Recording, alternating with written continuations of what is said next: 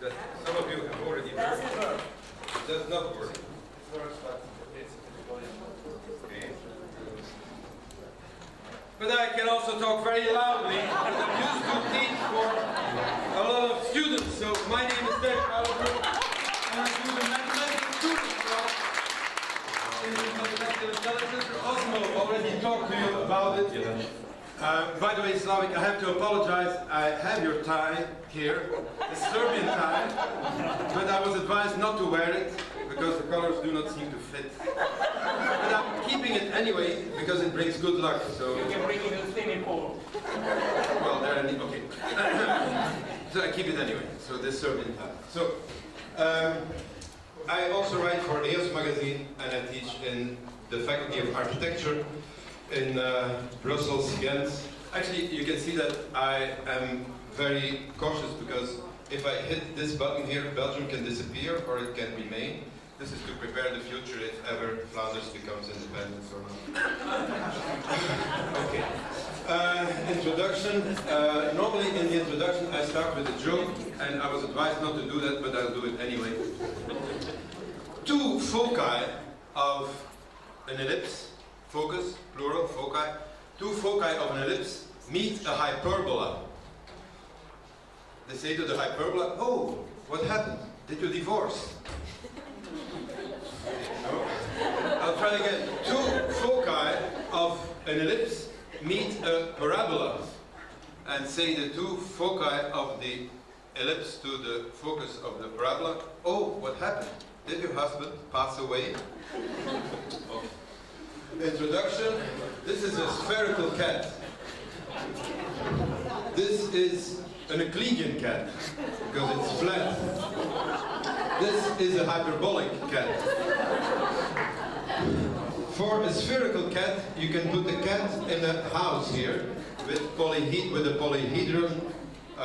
This is actually an icosahedron. You can do that. So my question now is, what can you do with the Euclidean cat? Of course, the Euclidean cat, you can cover it with this, well, you could even call it a tessellation. But the question is, what do you do with the hyperbolic cat? Now, well, some have answers to this, because the spherical cat says, just give them a few hamburgers. Okay. Polyhedra on a hyperboloid. Why would we do that? Well, I knew that this talk was going to be a talk for math teachers, and the topic is always, how can you give an interesting topic to your students, something new to do, something that they cannot find on the internet with thousands of examples on the internet, that they have the feeling that they are just repeating things. Well, in this topic, I think you can do something new. But then another question is the topic interesting enough? Because if you just give them something to do that they say, well, it has no interest, then they're not motivated either. But polyhedra are, of course, important. Kepler gave this example, made this construction of which he was so proud, the Kepler Mysterium, in which he described the planets, the distances of the planets by the 5 platonic solids. Of course, we know that he had to cheat a little bit, because he had 6 planets, and there were only 5 solids. So what did he do? He put spheres around the solids, and inside the solids, so that he had 6 spheres, so they could fit the planets on them. This is on an Austrian coin. I did this because I knew that there were 2 people from Vienna in the audience, just to please the audience. Yes. This is in Zagreb, actually, this object, but it's from Austria. And of course, we know that this model by Kepler is true, is false. It's false. It's because there are 9 planets. Sometimes they say there are only 8, depending on Pluto and so on. So it's an example where truth and beauty do not always go together. Very often we say, and we quote Keats, that beauty is truth and truth is beauty. That's all you need to know. So something that sometimes mathematicians say, very often they say that, if you have a beautiful mathematical theorem that is simple, then for sure it's a true theorem. If it looks ugly, it's not a true theorem. We already saw in the lecture by Osmo that in the Lagrangian that he showed, it was not beautiful, and still it was true. So I think this is a misconception that many of us still have, because we want to believe that the world is beautiful. We want to believe. But the older you get, okay, no, I will not be too pessimistic. Okay, so Kepler's model, simplified, you have squares and you have the planet orbits, or you can put triangles. This is more or less what he did. But comets move on hyperbolas. So a hyperbola, well, could you also use figures to fit the hyperbola in it? This is actually something I had in mind. I said, well, let's do that. So can you construct polygons with vertices on a hyperbola? So it will not be polyhedral in the usual meaning. So why a hyperbola? Because, well, if you have a circle, x squared plus y squared is 1. This hyperbola, x squared minus y squared is 1. This is a particular one. This is a particular hyperbola, as we will see immediately. We know we have the regular cosine, the cosine hyperbolicus, hyperbolic cosine. So there is a lot of similarity. If the asymptotes are perpendicular, we call it an equilateral, rectangular, orthogonal hyperbola. So we could consider this as the equivalent of the circle in hyperbolic terms. Of course, there are differences because, well, for instance, if we consider these lines, that's a rule surface, you don't have this on the circle. There are known examples like for this nuclear plant, but actually this is not a good example because an ellipse fits better for a nuclear plant because the engineers adapt the top due to the wind resistance. So anyway, there's another little problem. The curvature is not constant. For a sphere, the curvature is always 1 plus 1, same constant. But for a hyperboloid, the curvature can be, for instance, minus 1 on the ring in the middle. And then it becomes almost 0. Here the curvature is almost 0 because it's almost flat. So there's another difference with the sphere. So you could say that, well, we could use a sphere, we could use a pseudosphere of which the curvature is minus 1. You could use this shape. Yes, that's true. There's a guy, McLachlan, who has a gallery of constant negative curvature surfaces. So you could take that one, that would be a good option. But first of all, this one doesn't occur that much in real life applications. Also, our students do not know this surface. While a hyperboloid, like with the nuclear plants, we know this rather well. So we will use the equilateral hyperboloid as an equivalent for the sphere. This is a decision I took. Maybe it's not the best decision. So we will do that. Examples.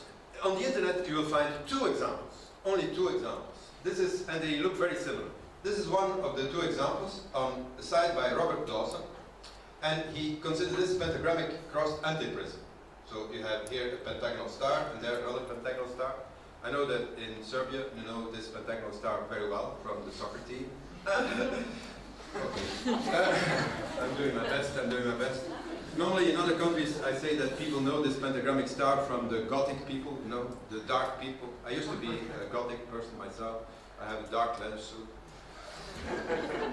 No. Of course, I see that you're laughing because at my age you cannot be a Gothic anymore because normally when you're a real Gothic you have to commit suicide. You become so old as I am. So anyway, here, pentagrammic star. There it is. So you can describe it on a sphere, but you can also describe it on a hyperboloid. You can use these lines and you can turn them and you have a hyperboloid. But it's not an equilateral one. You see there's a minus difference here. It's a minus difference. So it doesn't really fit on an equilateral hyperboloid, but it fits into a hyperboloid. So this is one of the examples of the 2 examples given in literature. But you can generalize it because if you look at it, it's a pentagrammic one. You can try to do it with a triangular antiprism. You can rotate it, and it fits in a sphere. It also fits in a hyperboloid. Again, it's not an equilateral one.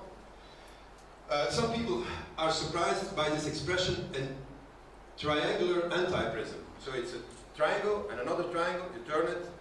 In fact, it's nothing else but an octagon. And there was a French-speaking artist who said that l'antiprisme triangulaire n'est rien d'autre qu'un octaèdre. She was surprised by the fact that the octagon, octaeder was nothing else but an open antiprism. Actually, I like this because I remembered that I was also surprised myself when I first realized this. So it's good to be so honest that you're surprised by this. So you can combine them with it. You can now consider a hexagonal star. You can do that. You can also fit it into a sphere in a hyperboloid. You can do this with 7 stars or with 8. Then you can also split into 2 with a square. They always fit on a hyperboloid. They fit on a sphere, but the hyperboloid is never an equilateral one, there's always a little difference. So it is a bit too narrow, actually, the hyperboloid. So it doesn't fit well. So let's search further. Let's, for instance, extend these generators and let's make them a bit longer. And when they're longer, you can fit in two squares here and another triangle. And this looks more like a hyperboloid. So when I was playing with this, I said, nice. So this looks better like a hyperboloid. So I said, okay. And you can cover it with a hexagon. And then you have a hyperboloid. So this is actually the little game that I was playing that I invite you to do with your students. Because, well, about polyhedra, almost everything has been said. Well, that's not exaggerated. There are new things to be said. But about this, you can still play a lot. So I did this, but the problem again was here, it's a bit too narrow, so it's not an equilateral one. So if you have an ellipsoid, an egg, it's a particular case, well, it's not an egg, it's I should say an ellipsoid, because an egg is different. An ellipsoid is a particular case of a sphere, just as this hyperboloid is a particular case of this one. For this one, the asymptotes are orthogonal. So we are also looking for this case, because polyhedra on an ellipsoid are also not so interesting. So this is what we will try to do. So let's take this other example. So this is the other example that you can find on the internet. On the internet you find two examples by the same person, Dawson, about polyhedra with a hyperbolic shape. This is the other one, and it doesn't look very hyperbolic, no? It looks like a star. But it also fits in a cube, because the edges here are orthogonal, and because it fits in a cube, it will fit in an orthogonal hyperboloid. So the second example of this Mr. Dawson fits in an equilateral hyperboloid. He didn't pay attention to this, Dawson, to the fact that it was an equilateral one, but it does. So this is a good example. So you can start with one of these objects, instead of considering, here he has two of them, mixed together. Why did he do that? Well, because it's called a star, this one. A pentagrammic, he started with a pentagrammic coarse antiprism, and now he does it for 4. So you can just consider one, and well, if you add one, you have this solid, and you can put here 2 halves of a square, and you get this little solid. I found this pretty interesting, because if you put the upper half, and you reorient it a little bit, then it looks like this one. And this is interesting, because if you take this object and you add 2 parts above and below it, then here you have a triangle, but there you have a triangle which is larger. This is not so nice. But still, it fits nice, because if you put a square here, then you have squares, and here you have a triangle. So this is nice, because you can get this object, if you put this part below and this part on top, it makes us think of this object that is known from the regular polyhedra. Because this is called a rhombic cuboctahedron, this one. So would this one be a hyperbolic rhombic cuboctahedron? I found this rather fun, if you switch it like that. So this was something that I was looking for. This was something I said to myself, okay, interesting. But this solid, moreover, is important in the history of mathematics, because Leonardo da Vinci made this drawing. And I'm telling this because I know some people here are interested in Leonardo. I just recently did a meeting about Leonardo da Vinci with the help of actually several students from Serbia. 2 of them are sitting in the back, by the way. And we did a conference about this mathematical error, because in contrast to what many of us may think, I'm unfortunate to say that Leonardo was not a good mathematician. He was not much of a mathematician. I know you don't like to hear it, but it's a fact. He was a good artist, for sure. Of course, you can say for his time he was a good mathematician, but still, you could even start to doubt about how much mathematics he knew, because look here, this is a triangle, and what does he put on this triangle? On this triangle, he puts a square, he puts a pyramid with 4 edges. So there should be 3 edges here. 1, 2, 3, and here there are 1, 2, 3, 4. So he makes this clear mistake. Also, here he studies a structure, a mechanical structure, and if you look carefully at the numbers, and this was a discovery by Tibor Tarnai, who is in the Academy of Sciences in Hungary, and his student, Andras Lenge, and he writes, if you look carefully, he writes 1, 3, 3, 9, 27, and then 80, thinking that 9 times 27 is 80 and not 81. Here you can see that he writes 4,096, he does it times 2, 8,092. Well, it should be 8,192. And like that, he made several mistakes. This is not just a coincidence. He made a mistake, as you can see here, in geometry. He made mistakes in analytical mechanics. He made mistakes in arithmetic, and I could go on. Mistakes in fluid dynamics, and so on. If you want to know more about this, you can always ask me to hold a talk about Leonardo and mathematics. I will be happy to do so. If somebody doesn't show up, I will do that. But my topic is about hyperbolic things. And so we will continue with this, hyperbolic things. So here we have a cube with this solid, the solid about which I was talking just before the Leonardo thing. We have this cube, but the thing is, the surface goes through it.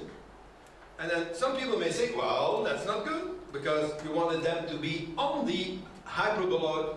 But remember, a spherical cat, this positive curvature, Euclidean cat, 0, no curvature in some direction, or a negative curvature. Well, the thing is, with a negative curvature, you have no inside, you have no outside. It doesn't make sense to say what is in or out. So what we will do, we will say that the vertices are on the surface, but the surface can cross. The polyhedra can cross the surface. We will accept that. So, we will only require the vertices to be on the hyperboloid. So this is what we'll try to do. The tetrahedron, to summarize the Platonic solids here, the tetrahedron, the vertices are on an equilateral hyperboloid, and they are in it. Octahedron, it's a non-equilateral one. A cube, it's an equilateral one, but they cross it. Okay? About the icosahedron and the dodecahedron, we will talk a little bit more later. So I was trying to find other volumes, and this is something I think you can do with your students. I said one tetrahedron, okay, it fits well. 1, 2, 3, 4 vertices on the hyperboloid. Nice. Let me add one. Okay, good. Let me add a few triangles here. Okay, and I call this a hyperbolic Johnson solid. So you see, your students can become worldly famous when they discover a solid like that. So it's a hyperbolic thing. Here, this one, I already call it a hyperbolic cuboctahedral solid because it looks like the cuboctahedron if you put this below and that above. This one is a little prism here. It looks like that. I call this a boring solid. Okay, this was humor again. Sorry. So here we have some examples with a pleasing hourglass. Oh yes, please look at this movie, because for Star Wars fan now, look, feel the force. Look. Yeah. Okay. Good. You can do that here. But the problem is, I close it with an octagon here. Is this necessary? Perhaps we should keep it open. So we'll keep it open. And we will consider this solid. I find this rather pretty nice. I have to see if I'm not exaggerating. Okay. Here we have 18 equilateral triangles, and they fit nicely on a hyperboloid. 18. But the thing is, if you take the upper part and you put it below on the lower part, if you switch that like this, you don't get an icosahedron. You don't get it. But this is not so unexpected, because don't forget, for the hyperboloid, the curvature was not constant. The curvature became almost 0. So it's to be expected that it's a bit more open. So I'm not so surprised by this. Right? But you could consider this as the hyperbolic equivalent of the icosahedron. So because of this change in curvature, it's not so surprising. Okay? You can add more triangles, but then it's really too open here. So I don't really like this that much. But 8 triangles meet in one vertex. This is true here. So for the people who are aware of Thurston's theory, the Fields medalist about the hyperbolic plane and so on, this corresponds well. You can also try to do it with 7, and here you have another movie. But I will not do this again with the feel the force thing. Don't worry. We will not feel the force, as you can see. Here we have 7 triangles in one point. But I have to disappoint you, there's an error. The upper triangles, they do not fit on the hyperboloid. You cannot see it, there is a slight error. But still, I find it's a nice shape. It's almost on a hyperboloid, but it's not. You see, there's still some work to be done in this topic. And you can also try to do some artistic investigation, because after all, this is a talk about mathematics and art. This is a movie by Rinus Roelofs, who will come in a few days. And this was a goldsmith. He made this kind of work. And I said, well, if here you do it with 5 stars, can I do the same thing with 7 stars? So I made this movie with a 7-star here on a hyperboloid. And I made a similar movie. So I said to myself, okay, I'm happy. Fuller domes. We always say that Fuller domes were made by Fuller, but let's not forget it was Bauersfeld, the German, who made the first Fuller dome. How comes that we call it Fuller domes? Fuller domes? Because the Germans lost the war, and so we gave it the American name. Fuller domes on an icosahedron, you can do this if you form it with more and more triangles, and you get the typical pentagons in the dome. But in fact, you could also start with a tetrahedron and make more and more triangles, and you get triangles or you get squares if you start with an octahedron. There's no reason why it should always be 5 triangles that meet in a point. If you look very carefully at every Fuller dome, always you will see 6 triangles meeting in one point. But in 12 places, if it's a complete sphere, in 12 places there will be only 5 triangles meeting in a point. But it could also be with these structures. If you would do that, that would also be new. So I tried to do this. I used this shape and I subdivided it with more and more triangles. I did this with more and more triangles. As you can see here, here you have an octagon. Here. Now you will say it's not a flat octagon. That's true. I will say something about that. So here you have the 7 triangles in a point, and you can subdivide it more and more, and you get a hyperbolic Fuller dome. I like this. Okay, I'm the only one. Okay. If you go to Spain in a discotheque, you can see this, the Coup discotheque in Spain. It's very popular in places like Benidorm, Malaga, and all those fancy places. You see, even I go there. And this is the entrance. So to attract the audience, they put a hyperboloid in front of the discotheque to attract the audience. Can you imagine that? But the lines are always straight. It's a ruled surface. It's not done with heptagons. I discovered this with heptagons in one place in Hungary. And unfortunately, there are some Hungarians here, so I will have to pay attention to the pronunciation. This is in Badacsony-Tőrdemény. Oh, thank you, Christoph. So in this place in Badacsony-Tőrdemény, you can find this tower. And as you can see, I ran up to the tower in one shot. Very proud of this, one shot to the camera. You can see that, why did they use a hyperboloid? Because there are lots of trees, and the hyperboloid has a big entrance below. Then it goes between the trees, and then it goes up above the trees, here. And so they use it as a panorama. I like this a lot because, as you can see here, it has the same structure with triangles. Of course, the triangles are not the same. The ones below are a bit bigger.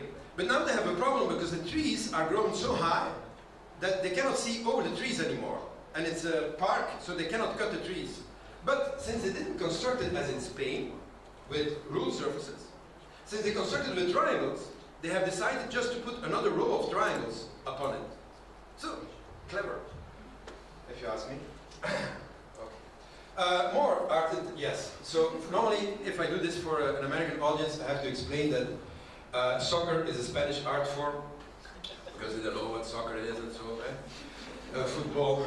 But then, of course, from time to time, like now, I have to adapt it and I have to say it's German art form. Okay. This is a Belgian soccer ball. As you can see here, you have black triangles instead of for the rectangle. Why do Belgians use this soccer ball? Because this is to be sure that we can always play 0-0. This is a Dutch soccer ball. They're a little bit better. This is a regular soccer ball, as you can see, 5. So there's nothing so special with the soccer ball. Soccer ball is a pentagon, it's square, it's triangle. So it's just triangle. This is a hexagonal soccer ball with hexagons on a cylinder. This is a hyperbolic. Brazilian? Sorry? Brazilian?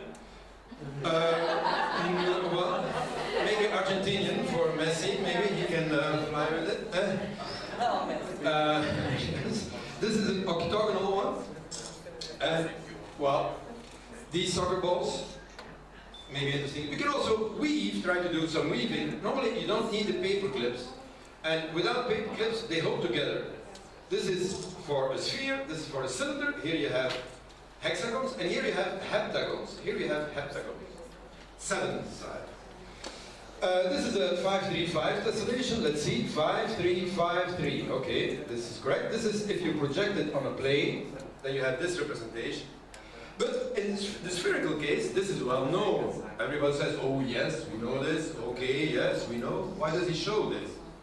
I'm showing this because for the 636 case on a plane, this is also well known. But what is less well known is that you can also do it on a cylinder. You can roll the cylinder on it, and you have this representation. Why don't they show this spatial representation so often for this case? And especially for hyperbolic geometry. This is a drawing made by Radmila Sazdanovic. Where would she be from? By Radmila Sazdanovic, she made this, and this is a 737. Let's check this, 7373, okay? But this is done on with this model that Escher also used. And, but the thing is, why don't we do this on a hyperboloid? Because on a hyperboloid I have the same thing. You have 7, 3, 7, 3, 7, and it's a spatial thing. So it's, because this looks, this is, then they say this is the line on infinity. It's not, pupils would say it's not a line on infinity, there it is, it's a circle. But here, infinity, the hyperboloid goes on and on. So why don't we do this with artistic investigation? 838 on a hyperboloid. I can do that. And so we have solved our mystery. How do we cover a spherical cat? This is the example. This is how we can cover the Euclidean cat. And now we know that we can cover the hyperbolic cat like this. Actually, this is my cat. She died in December 2013. I'm still not over it, by the way. But it's my, so, okay. It was a Taurus cat. None of these examples. So you can ask me, how did I cover my cat? I will show you. I covered her like that. And I thank you for your attention.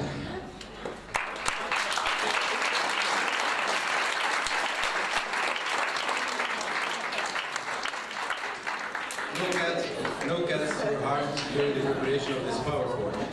The Euclidean cat was already dead, and the spherical cat enjoyed the food.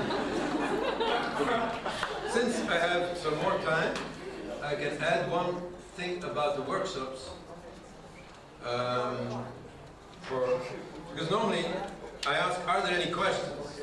So, are there any questions? Yes, somebody asked the question. I just heard it. Where do we use hyperbolas in everyday life? Because spheres, we see that in everyday life. Well, let's say something more about hyperbolas. If you have a pentagon, or a triangle, or a square, you get positive curvature, you get a sphere. If you have a hexagon, flat, or a cylinder, or a cone. And if you have a heptagon, it's negative curvature. Okay, there it is. You can actually weave this very easily. You can see that this is a pentagon, here a hexagon, and there a heptagon. Then there are hexagons around, but the hexagons, they're just to fill up the thing. Hexagons, we just need them to fill up. Now, remember, this in Euclidean geometry, one point out of a line, you had one parallel to this line. In spherical geometry, in this case, you have a line, a point outside the line, you have no parallels, because they will always cross somewhere. This is very well known. But let's illustrate this for hyperbolic. For the hyperbolic case, well, you have a line, and through this point, you have a parallel here, and another parallel. So this is a very easy illustration of this geometry that you can actually touch. I think this for teaching is more interesting than to come up with a Poincaré or a Klein model, which is like an imaginary model. This is real, you can touch it. Actually, this is a mushroom, this is for bees, and this is this kind of animal. What is this animal? I don't know, but these creepy animals on the surface of the sea, you see that? Okay. This is in architecture. I already gave an example in the discotheque and so on. But in architecture, they always construct it using ruled surfaces. This is normal. Why would they do otherwise? Because if you have a beam, this is easy to construct. But you could say, to make life difficult, as if it isn't difficult enough yet, to make life difficult, you could use cells, and you could construct, as I did with the hyperbolic Fourier domes, you could construct cells. I will use this opportunity to say something about the Zhukov Tower in Moscow, because in Intelligence, in the forthcoming issue, we will have an appeal to all the readers. As you know, they are planning to destroy this tower, because it's rusty, it's becoming very rusty. Here you can see it. And so they are planning to completely destroy it, to rebuild it. But maybe the excuse of rebuilding it may be an excuse to put something completely else. So there will be an appeal to the reader. There are petitions signed. If you want to do that, please. Okay. I think it should stay. Don't you think so? It's an icon, no? It's like if the French would say we will destroy the Eiffel Tower, no? Okay, not so funny. In real life, hyperboloids. So, because you are teachers, in real life, hyperboloids, here you have two. You have a hyperboloid projection. This is in my house. This is my hyperbolic lamp. This is in the dark. Okay, thank you, because it was a very expensive lamp. This is gear transmission. This is a hyperbolic sound wave. Maybe I should not go so fast, but I hope you know. This is just to give an overview that if your students, your pupils ask you, well, hyperboloids, where? Well, it depends. If you see nuclear power plants, I already said this. Domes. Students apparently like to build domes, and we will do this here during the family day with Rinus Rulops. We will make some Fourier domes. This student did this just as a hobby, student of mine. And actually it's rather easy. You start with this polyhedra, and you have these triangles, and you subdivide with more triangles. If you do that, and you connect the midpoints, you can go on and construct these domes. But something particular that I haven't said yet about these Fourier domes, and that I would like to say, do you see? These can be seen as Fourier domes. If you just put triangles here, it's a Fourier dome. But look, here, this pentagon is oriented like this. You go down, and this one comes this way, to the left. This is the same orientation. It goes down, it goes to the right. You have left and right Fourier domes. Or however, if you consult the internet, if you go wherever, you will never find a left or a right Fourier dome. If you construct the first left-right Fourier dome coupled somewhere, you're the first. You will be world famous. And then you will be happy. Okay, snug cubes. You have left and right, and you need a left and a right to fill space. You cannot just fill space with one of this family. Meanwhile, my student is sitting in the snow in his Fourier dome. As you can see, I'm a crazy student. Maybe it's the influence of the teacher. This and this, what is the difference between the two? It's a bit difficult to see, but the timings are different. If you go up, if you go up, so they are left-right symmetric. And Rinus will use this material. He's bringing it now with his car to Belgrade from Holland. And this is the left, this is the right version of such a Leonardo dome. And there is a difference. There is one. This is what he will build, these Leonardo domes. But then I said to Rinus, it's a bit boring here. Well, I'm sorry, I'm very frank, as you can hear. I told him it's a bit boring because when you have a Fourier dome, you can do a Fourier dome, and then you can do another Fourier dome, and then you can do another Fourier dome, or another Fourier dome, or another Fourier dome. But that's all you can do with Fourier dome. So maybe it's one of the reasons why it got out of fashion. So I told him, can't you use negative curvature? And as soon as you use negative curvature, then it becomes interesting again. Because then you don't have only positive curvature, but also negative curvature, and it can fit with positive curvature. Okay, I just made a politically incorrect movement, positive. But, okay. You can maybe also use this in real life applications, because this is the famous Cornwall garden, Eden garden. And if you stand there, you will see do you see how big these lines are? They have two Fourier domes and they put them together like this. And then they put a big silicone strip. And the strip is this big. So it's a bit ugly. So we were thinking, can't you connect them better? Can't you make, for instance, a Siamese soccer ball like this one? Can't you connect them in a better way? And we did this with students, as you can see here. Students like to build Fourier domes. I think I know why. When I was young, I liked to build little cottages too, no? Didn't you? Somebody do this in the forest or in your garden or something? Build a little tent. So this is what they did. They have one Fourier dome, another one, and they are connected by a hyperbolic part, and it goes around the tree. And you can go inside, and you can, if you are in one floor dome, and you go into the other one, you can feel the floors. Here you can see 7 edges. 1, 2, 3, 4, 5, 6, 7. Heptagon, if you would correct it. It's not so really just for fun, because as Slavik Jaman also already said, the book Mr. Fullerene, the C60, I think you mentioned it, they got the Nobel Prize for it. By the way, a Belgian discovered these large molecules in space. This I find surprising. People in space, aliens, are constructing soccer balls. This is the proof that they are playing soccer in Andromeda. Nebula. Here I have a little rhino ball. And by the way, Rinus Runops will give illustrations of how to make this in Rhino. Because if you do this in Rhino, he will give a speed course next week, if you're interested, just using the opportunity to make some publicity, but I think it's for a good cause. Here in BMU, and where you can learn how to draw this. After 1 hour you can draw this. I don't know if it's so spectacular, but anyway, you can learn how to draw this. As you can see, it goes inside these little, and you can feel, okay. Yes, sorry. And it's not without meaning, because higher genus fullerenes, they do indeed exist in chemistry. So if you construct these things, it's not without sense, it's not just for fun. You can also do it with beads here, with the Taiwanese friend here does that. Actually, it's real tough science, because in nanotechnology, they do that. This is something I would really like to do myself. I think this is from Vienna. I will go a bit faster here to do it, because this is constructed with these in virtual reality. Yeah? So they are just grasping things in virtual reality with the glasses, and they are constructing this fuller bulb, but later they will construct the whole thing. If you look through the movie, we will see that they construct the whole thing. But while they are doing this, let's just recall that in fact it's very easy, and it is surprising that it's not used in architecture or in mathematics more often. Chemists, they are very well aware about this, and nanotechnologists.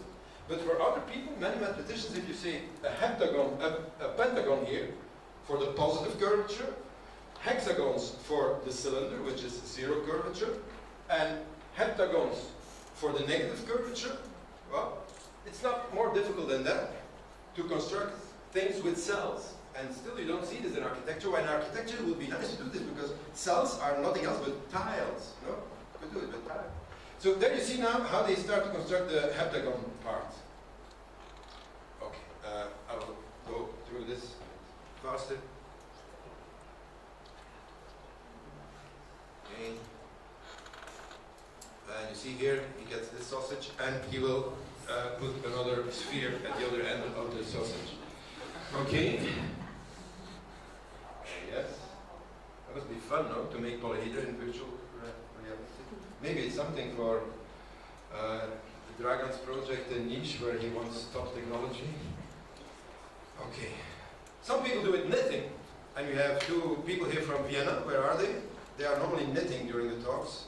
Aren't they here? No, they have finished knitting. No, Where are they? 1 people from Vienna and 2 from Serbia. And 2 from Serbia. Are you knitting at the moment? No, No, I'm you're listening not. to you. Okay. So they do this. They are the math knitters. Not the mad knitters, but the math knitters. This is a movie by my students made, because they did it with big pieces of newspaper, because it's, of course, we want to see it bigger, as you can see it here. It's, they do it like this, with big strings of newspaper instead of with knitting with little threads. And you make big strings, and then can put glue on it, and it becomes a bigger structure. Like here, you see? It's a bit accelerated, and you can knit or crochet as well. This is what they are doing. This is Keith Henderson with his soccer ball. Actually, he's the son of Diana Taimina. It's a Hyperbolic family, apparently. And there you see somebody else showing up with something. Okay. This is an artwork in the United States, where you have with dodecahedrons, you have a large DNA molecule, and Professor Laszlo Voros is coming here to make a similar DNA structure. But since there was a world championship in soccer, I was trying to prove that some people have soccer in their DNA. So, in fact, if you use soccer balls, you can make this twist with soccer balls, and you can put two spirals of soccer balls together. It perfectly fits. You can actually do this with the zoom tool. This is with the zoom tool, white and blue. And this is something similar to what Professor Voros will do. You can also try to connect them like this, and you can have too much fantasy sometimes. If you do this with the zoom tool, or if you do this in paper, it would work. But if you do this with this Rhino program, then you would see that it doesn't really fit. Then you would solve it. If you think, well, this is very easy, everything goes well. If you look at it, it's very nice. But if you closer, you will see here, it doesn't fit. So there is a gap. Things are not so easy. So it doesn't fit. But if you would do it in paper, or if you would do it with whatever material, it would certainly look at if it fits. So can you also, another question, can you make it fit experimentally? Where's the sound? Because we have to conclude with some sound. So some students try to test it.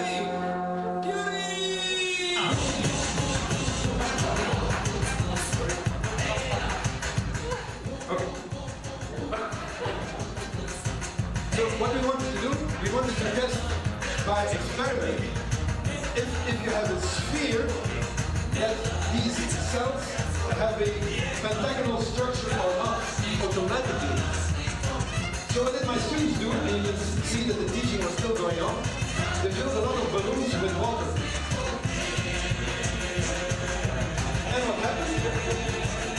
They had hexagons. But the problem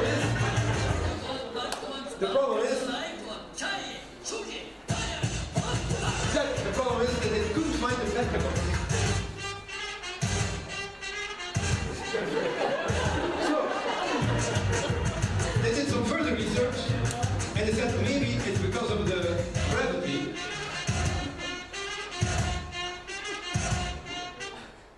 Yeah, well, it will continue. This is a pity, I should not have done this, but it will continue. So they said something is wrong, the experiment doesn't confirm what happens with the mathematics. So was it gravity, or what was it?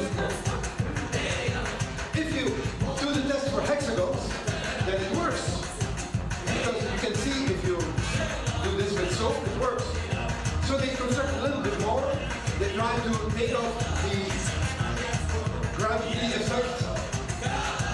And then something happened. What happened suddenly? They saw here a pentagon appearing.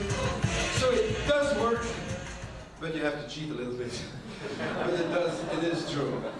For negative curvature, you could try to do this test too. I do this test very often to see if here you have 7 bubbles. Yes, I'm from Belgium. Okay. I will give you a workshop this afternoon with balloons. I'll give you a little demonstration now already. But some people are wondering what will he do. And I'm hoping that Anna and Jovana, who's sitting in the back here, will help me to do this workshop with balloons. So I have enough balloons. I have a whole bag of balloons here for you. Okay? So everybody will have balloons. And then you can 40 times. I didn't count this time, but normally we count 40 times. This is what we'll do this afternoon. Let's meanwhile go. And the goal is, and this is what I want to make you enthusiastic about, but we'll try to do this afternoon. Okay, done. Yes, well, things never go as they have to go. Okay. Good. And the thing is, if you are thinking, oh, this will be much too difficult, it's not too difficult. Because what we will do is,